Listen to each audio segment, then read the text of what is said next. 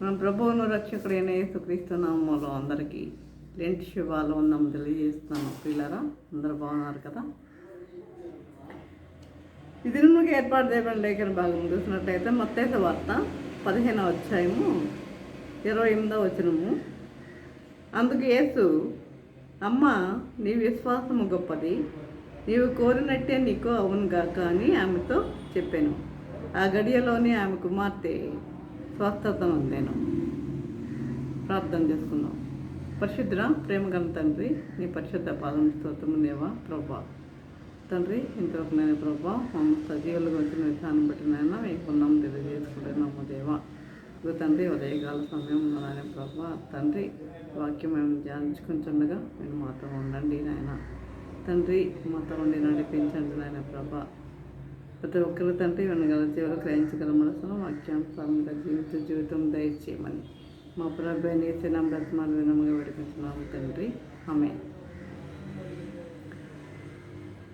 ఈరోజు అంశం ఏంటంటే గొప్పదైన విశ్వాసం.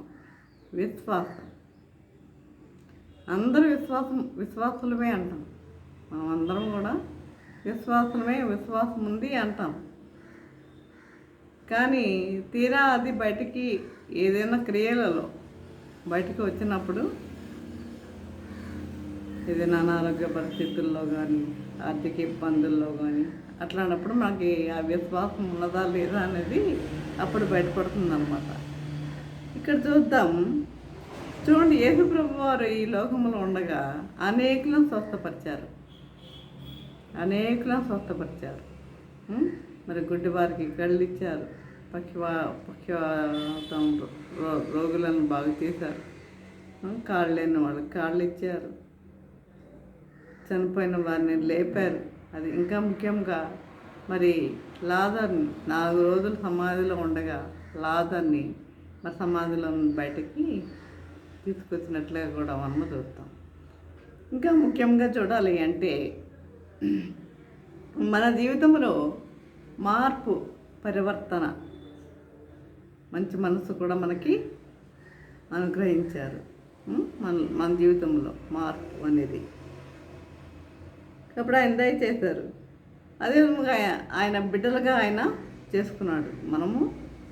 ఈరోజు మనము ఏమని పిలువబడుతున్నాము? దేవుని బిడ్డలముగా పిలువబడుతున్నాం. మనం పిలువబడుతున్నాం ప్రియులారా. కాబట్టి ఇప్పుడు మనం చదువుకున్న ఈ వాక్య భాగంలో మనం చూసినట్లయితే ఇక్కడ ఈ కనానీయురాలు ఈమె ఈ కనాన స్త్రీ యేసు ప్రభు దగ్గరికి వచ్చింది. ఈ కనానీయులు ఇశ్రాయేలీలకు విరోధులు. అయితే ఆమె కుమార్తెకు దెయ్యం పట్టింది అన్నమాట. దెయ్యాలను కూడా అనేక దెయ్యాలను ఆయన వెళ్ళగొట్టినట్లుగా చూస్తున్నాం. అదే మనం మార్క్స్ వార్త 5వ అధ్యాయంలో చూస్తాం. సేన అనే ఒక వ్యక్తిని, ఆయనలో ఎన్ని దెయ్యాలు ఉన్నాయని చూసి చదివాం మనము. 2000 దెయ్యాలు కదా. మరి ఈమె కుమార్తెకు దెయ్యం పట్టి బహు బాధపడుచుందని కేకలు వేసుకుంటూ యేసు ప్రభు వెంట పడింది. నా కుమార్తెకు దెయ్యం పట్టిందని ఆమె యేసు ప్రభు వెంట పడింది. అయితే యేసు ప్రభు వెంటనే ఆమెను బిడ్డను స్వస్థపరచలేదు, కానీ ఆమె విశ్వాసాన్ని ఆయన పరీక్షించారు. ఆమె యొక్క విశ్వాసాన్ని పరీక్షించారు. చూడండి, మనం బయటకు వెళ్ళేటప్పుడు, మన బిడ్డలు బయటకు వెళ్ళేటప్పుడు, మనం బయటకు వెళ్ళేటప్పుడు ప్రేయర్ చేసుకోవాలి. మన బిడ్డలు బయటకు వెళ్ళేటప్పుడు కూడా వారికి ప్రేయర్ చేసి మనము పంపించేవారిగా ఉండాలి.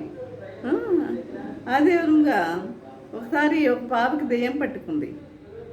దాన్ని వెళ్ళగొడుతున్నప్పుడు బయటకు రమ్మని ఆజ్ఞాపిస్తుంటే ఆ పాప తన పేరు కాకుండా వేరే పేరు చెప్తుంది. వేరే అమ్మాయి పేరు చెప్తుంది. అది ఎందుకు పట్టుకున్నావు అని అడిగితే, మరి నా చెట్టు కింద కూర్చుంటే నేను పట్టుకోనా అంటుంది. నా చెట్టు కింద కూర్చుంటే నేను పట్టుకోనా అని ఆ దెయ్యం మాట్లాడుతుంది. అయితే ఆ పాప స్నేహితురాలు అక్కడ ఉంటే ఏమిటి అలా అంటుందని అడిగాం. అప్పుడు ఆ స్నేహితురాలు చెప్పింది ఏమని, ఒకసారి వర్షం వస్తుంటే దగ్గర దారని వారు వేరే దారి గుండా వెళ్తూ ఉంటే వర్షం వస్తుందని ఆ యొక్క వేప చెట్టు కింద వారు నిలబడి ఉన్నారన్నమాట. కనుక వేప చెట్టు కింద కొద్దిసేపు నిలబడ్డారు వాళ్ళు. వర్షం తగ్గిన తర్వాత వెళ్ళిపోయాము. కానీ అప్పటి నుండి అమ్మాయిలో ఏదో మార్పు అనేది కనబడుతుంది. వర్షం తగ్గిన తర్వాత వాళ్ళు వెళ్ళిపోయారు. ఆ వేప చెట్టు కింద వాళ్ళిద్దరూ నిలబడ్డారు అనమాట, వర్షం పడుతుందని. కాబట్టి మీ హృదయాలను ఎలా ఉంచుకోవాలి? వాక్యముతో నింపుకునే వారిగా ఉండాలి. మన హృదయాలను మనము వాక్యముతో నింపుకునే వారిగా ఉండాలి. ఎవరి హృదయము ఖాళీగా ఉంటే వారిలో దురదామా అని సాతాను చూస్తూ ఉంటుంది ప్రియుల. ఎవరి హృదయం ఖాళీగా ఉంటే, అంటే ఎప్పుడు మీ హృదయం దేంతో నింపబడాలి? వాక్యంతో నింపబడాలి. ఎవరి హృదయం అన్నా ఖాళీగా ఉందనుకోండి, ఉంటే ఆ సాతాను మరి ఎప్పుడైతే ఎవరి హృదయం అయితే ఖాళీగా ఉంటుందో ఆ హృదయంలో దూరదామా అని ఎదురు చూస్తూ ఉంటుంది. కాబట్టి మనము వాక్యంతోనూ ప్రార్థనతోనూ కాపాడుకోవాలి. ఈ కనాను స్త్రీ యొక్క కుమార్తెకు కూడా దెయ్యం పట్టిందనమాట. అందుకని ఆమె ఏం చేసింది? ప్రభు వెంట పడింది, కేకలు వేసుకుంటూ ప్రభుని వెంబడించింది. కానీ ప్రభు అలా నడుచుకుంటూ పోయారు. కాబట్టి నువ్వు కేక వేయాలి. నీ ప్రార్థనలో నువ్వు కేక వేయాలి. అంటే నువ్వు ప్రార్థించాలి. నువ్వు కన్నీటితో నువ్వు ప్రార్థించేవారిగా ఉండాలి. ప్రార్థన ఉందా మన జీవితంలో? మన జీవితంలో ప్రార్థన ఉందా? వస్తున్నాము అంతే అన్నట్లుగా మన జీవితాలు ఉన్నాయా? మన జీవితంలో మనం ప్రార్థన జీవితముగా మన జీవితము ఉన్నదా? ఒకసారి ఎవరికి వారు ఆత్మపరిశీలన చేసుకోవాలి. అదేవిధంగా మరి ఆయన సహాయంగా ఆమె వచ్చింది కదా. మరి ఆయనకు అసాధ్యమైనది ఏమన్నా ఉందా? ఈ లోకంలో ఆయనకు అసాధ్యమైనది ఏదైనా ఉన్నదా? ఏమీ లేదు. ఆయనకు అసాధ్యమైనది ఏమీ లేదు. కాబట్టి మన యొక్క సంపాదనలో కూడా దశమ భాగాన్ని ప్రభుకి మనము ఇచ్చేవారిగా మనము ఉండాలి. అదే చూడండి, కీర్తనలు 66:18 చూసినట్లయితే, నా హృదయంలో నేను పాపమును లక్ష్యం చేసిన ఎడల ప్రభువు నా మనవి వినకపోవును. నా హృదయంలో పాపమును లక్ష్యము చేసిన ఎడల. పాపము, మీ హృదయంలో పాపం ఉందా? పాపం అంటే చాలామంది అనుకుంటారు ఏదో నరహత్యలు, దొంగతనాలు, వ్యభిచారాలు, ఇది చేస్తే కదా పాపం అనుకుంటారు. కానీ మన చూపు ద్వారా, మన క్రియల ద్వారా, మనం నోటి మాట ద్వారా ఈ విధముగా కూడా మనము అసూయ, ద్వేషం ఇవన్నీ కూడా పాపంలోకే వస్తాయి. మరి ఈ విధముగా మనం ఏం చేయాలి?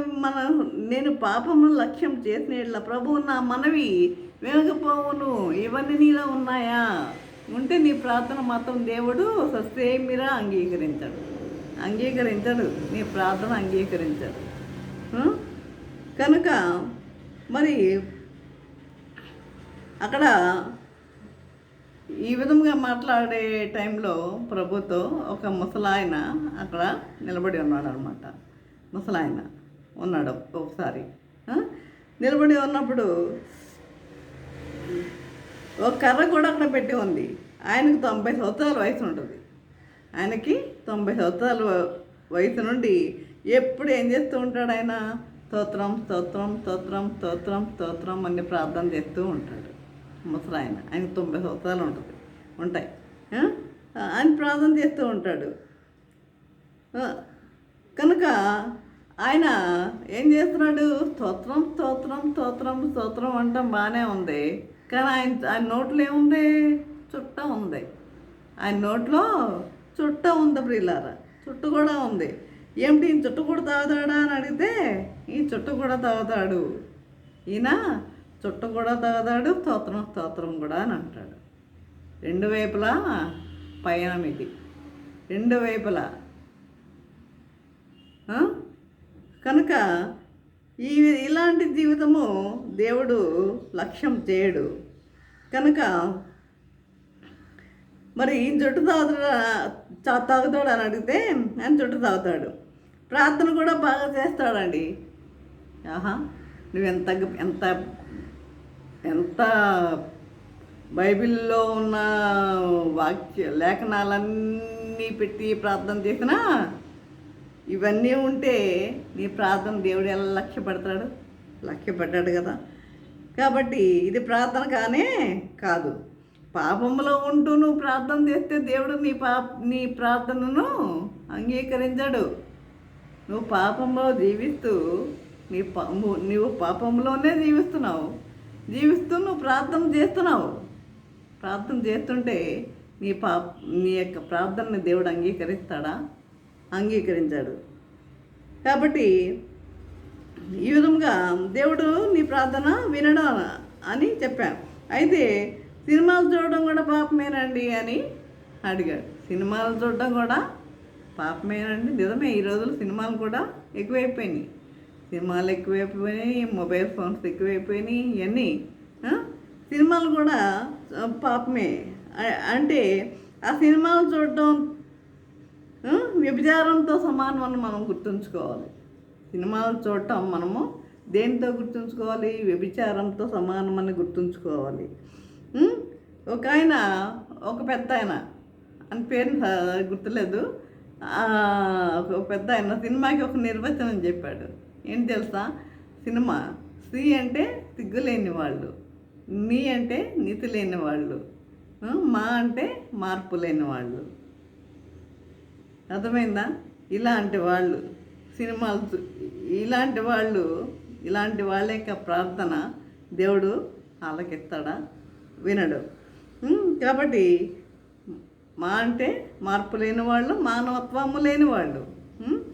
కనుక సినిమా అంటే అది. కాబట్టి మీ ఇంట్లో సినిమాలు చూస్తుంటే, టీవీలు చాలామంది ఇళ్ళల్లో ఉంటాయి, సినిమాలు చూస్తూ ఉంటే మీ ఇంట్లోకి దెయ్యాలు పరిగెడుతూ వస్తాయి, దెయ్యాలు వస్తూ ఉంటాయి. సీరియల్స్ చూస్తూ ఉంటే కూడా దెయ్యాలు పరిగెడుతూ వస్తూ ఉంటాయి మీ ఇంట్లోకి. కాబట్టి మీ ఇంటిని ఎలా ఉంచుకోవాలి? పవిత్రంగా ఉంచుకోవడం నేర్చుకోండి. మీ ఇంటిని పవిత్రంగా ఉంచుకోవడం నేర్చుకోండి. లేదు నేను ఎవరితో మాట్లాడలేదు, ఎవరిని ఏమంటలేదు, ఎవరితో నేను భూత మాటలు మాట్లాడటం లేదు, నా దారి నాదే, నేను బైబిల్ చదువుకుంటున్నా, ప్రార్థన చేసుకుంటున్నా, సినిమాలు చూస్తున్నా, మొబైల్ ఫోన్స్ చూస్తున్నా, ఇవన్నీ చూస్తున్నా అంటే కనుక మరి మన ఏంటంటే మనం ఎలా కాపాడుకోవాలి? పరిశుద్ధంగా మనము కాపాడుకోవాలి. మన దేవుడు పరిశుద్ధుడు. చూడండి, మనం ఒకరిని విమర్శించాల్సిన అవసరం మనకి లేదు. ఇతన్ని విమర్శించే హక్కు నీకు ఎక్కడుంది? మత్తయి సువార్త 7వ అధ్యాయం చూస్తావు కదా, తీర్పు తీర్చవద్దు. నువ్వు ఇతరులకు తీర్పు ఎందుకు నువ్వు తీర్చాలి? దేవుడు ఉన్నాడు కదా, దేవుడు అనేవాడు ఉన్నాడు కదా, సర్వశక్తిమంతుడు లేడా? నువ్వు తీర్పు తీర్చాల్సిన అవసరం ఏముంది? నీకేమొచ్చింది? మనం ఇతరుల గురించి నువ్వేంటి అలా చేస్తున్నావు, నువ్వేంటి ఇలా చేస్తున్నావు, అలా చేస్తున్నావు, ఇలా చేస్తున్నావు అని మనం తీర్పు తీర్చాల్సిన అవసరం లేదండి మనకి. మన దేవుడు సర్వశక్తిమంతుడు, సర్వాధికారి. మనతో ఉండగా నోటి మాటతో సృష్టిని మరి నిర్మించిన దేవుడు అన్నీ చూడలేదా? మరి నీవు తీర్పు తీర్చాల్సిన అవసరం నీకే. ఆ శ్రమ ఎందుకు? వద్దు. ఎవరికి కూడా మనము తీర్పు తీర్చొద్దు. నీవు అలా ఉన్నావు, నీవు ఇలా ఉన్నావు, తీర్పు తీర్చే వారికి మనము ఉండవద్దు. మనం దేవుడు పరిశుద్ధుడు. కాబట్టి మనము కూడా ఎలా ఉండాలంటున్నాడు? పరిశుద్ధముగా జీవించాలి అంటున్నాడు. మనం కూడా పరిశుద్ధంగా జీవించాలి అంటున్నాడు. కాబట్టి ఇక్కడ చూసినట్లయితే ఈ యొక్క స్త్రీ చాలా దూరం వాళ్ళ వెంట వెళ్ళింది. అయితే అప్పుడు ప్రభు ఏమంటున్నాడు, ఇశ్రాయేలు ఇంటి వారే నశించిన గొర్రెల ఎద్దకే కానీ మరి ఎవని వద్దకు నేను పంపబడలేదు అన్నాడు. ఇశ్రాయేలు ఇంటి వారై నశించిన గొర్రెల ఎద్దకే కానీ మరి ఎవని వద్దకు నేను పంపబడలేదు. కాబట్టి ఆ మాట విన్నాక ఇంకా బాధపడిందేమో కానీ ప్రభువు బాధపడింది కానీ ప్రభువుని విడిచిపెట్టలేదు. ప్రభువుని మాత్రము విడిచిపెట్టలేదు. బాధపడితే బాధపడవచ్చు, కానీ ప్రభుని విడిచిపెట్టలా. అయితే ప్రభుని వెంబడించింది. కాబట్టి ఒక రకంగా మాట్లాడితే అది నిజమే. యేసు ప్రభు సిలువ వేయబడేంత వరకు సువార్త యూదులకే అందింపబడిందండి. యేసు ప్రభు సిలువ వేయబడేంత వరకు సువార్త ఎవరికి అందించబడింది? యూదులకే అందించబడింది ఈ సువార్త అనేది.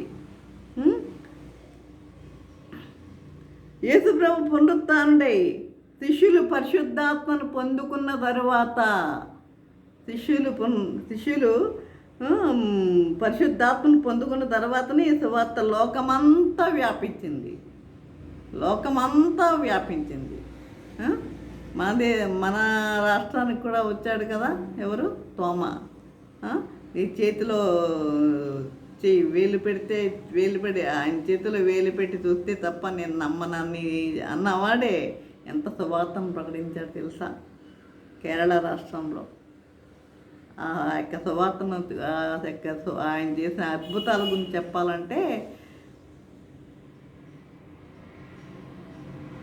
కాబట్టి ప్రియులారా, ఈ యొక్క శిష్యులంతా అనేక చోట్లకు చెదిరిపోయి సువార్తను లోకమంతా వ్యాపింపజేశారు. కనుక మనము ఒక అన్య దేశంలో ఉన్నాం. మన చుట్టూ ఎటు చూసిన విగ్రహాలే కదా. మనం ఒక అన్య దేశంలో ఉన్నాం, ఎటు చూసినా విగ్రహాలే, మూఢనమ్మకాలే. ఇక్కడ చూడండి, కీర్తనలు 115 4-8 వచనములు చూసినట్టయితే, వారి విగ్రహము వెండి బంగారువి, అవి మనుషుల చేతి పనులు, వాటికి నోరుండి పలుకవు, కన్నులుండి చూడవు. నోరుండి పలుకవు, కన్నులుండి చూడవు, చెవులుండి వినవు. గుర్తుపెట్టుకోండి, కీర్తన 115. ముక్కులుండి వాసన చూడవు, చేతులుండి ముట్టుకొనవు, పాదము నుండి నడవవు, గొంతుకుతో మాట్లాడవు, వాటిని చేయవారును వాటి ఎంత నమ్మకించే వారందరిని కూడా వాటి వంటి వారినై ఉన్నారు. అంటే ఏంటి? మన దేశము అన్య దేశం. ఈ ఎక్కడ చూసినా విగ్రహాలే అన్న విషయాన్ని మనము గుర్తుపెట్టుకోవాలి. అదేవిధంగా మరి ఈ యొక్క కనాన స్త్రీ యొక్క విశ్వాసాన్ని పరీక్షిస్తున్నాడు ఇక్కడ ప్రభు. ఆమె ఆ ఆటంకాలను అధిగమిస్తుంది. ఆయన అన్న మాటలని ఆమె బాధపడిన తన బిడ్డ కొరకు, అసలు నా బిడ్డను బాగు చేయగలడు అన్న విశ్వాసంతో ఆటంకాలన్నింటినీ అధిగమిస్తుంది కనాన స్త్రీ. ఆమె ఆటంకాలను అధిగమిస్తుంది. ఆయనకు మొక్కి, ప్రభువా నాకు సహాయం చేయమని అడిగాను. అందుకు ప్రభు ఏమన్నాడు తెలుసా? పిల్లలు రొట్టె తీసుకొని కుక్క పిల్లలకు వేట యుక్తము కాదని అన్నాడు. పిల్లలు, ఇక్కడ పిల్లలు అంటే ఎవరు? ఇశ్రాయేలీలు. పిల్లలు రొట్టెలు తీసుకొని కుక్క పిల్లలకు వేట యుక్తం కాదని చెప్పాడు. అదే కుక్క పిల్లలు అంటే ఎవరు? ఇప్పుడు కనాన స్త్రీని పోల్చినట్లుగా మనం చూస్తున్నాం. అదే వస్తుంది అక్కడ. అయితే అది ఇంకొకరు అయితే నన్ను కుక్క పిల్లతో సమానంగా ఎంచావా అని చెప్పి కోపంతో వెళ్ళిపోయి ఉండేవారేమో కుక్క పిల్లతో పోలుస్తాడా అని. కానీ ముఖం మార్చేసుకుని వెళ్ళిపోతారు. కానీ ఆ కనాన స్త్రీ నిజమే ప్రభు, నిజమే. కుక్క పిల్లలు కూడా తమ యజమానుల బల్ల మీద నుండి పడు ముక్కలు తిన్ను కదా. అవును, కుక్క పిల్లలు కూడా యజమానులు బల్ల మీద నుండి పడు ముక్కలు తింటాయి కదా అని చెప్పింది. ప్రభు ఆమె విశ్వాసాన్ని చూసి అదిరిపోయాడట.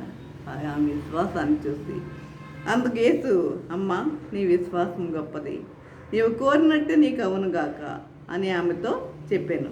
ఆ గడియలోనే ఆమె కుమార్తె స్వస్థత పొందింది. ఇదే అండి విశ్వాసం.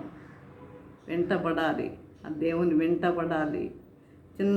చిన్నదానికి మనము చిన్నదానికి అవిశ్వాసులై మనం జీవించేవారిగా ఉండకూడదు.